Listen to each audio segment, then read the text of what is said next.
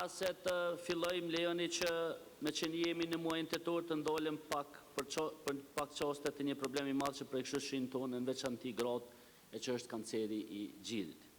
Kanceri i gjirit është një prej sëmundjeve që prek më së shumti gratë në vendin tonë.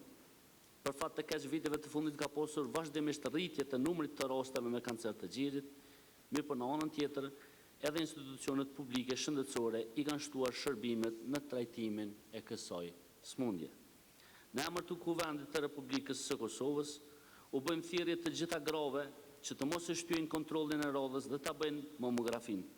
Njëkohësisht apelojmë tek vajzat e reja që të informohen e të vetëdijsohen sa më herët për rëndësinë e parandalimit të kancerit të gjirit. Ekzaminimi sot mund të shpëtojë një jetë nesër.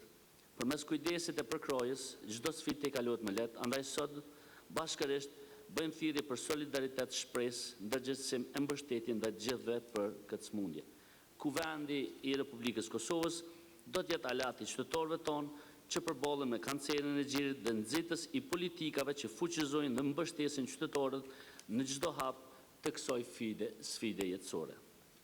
Njëkohësisht, nderuar kolegë deputet, kemi marrë lajmin se kolegu ynë zoti Enver Hoxhaj, pas një lëndimi shtruar në spital, fatmirësisht gjendja e tij shëndetësore po përmirësohet dhe më lejoni që në emër të Kuvendit të Republikës Kosovës t'ju uroj shërim të shpejtë dhe rikthim sa më të shpejtë në punë.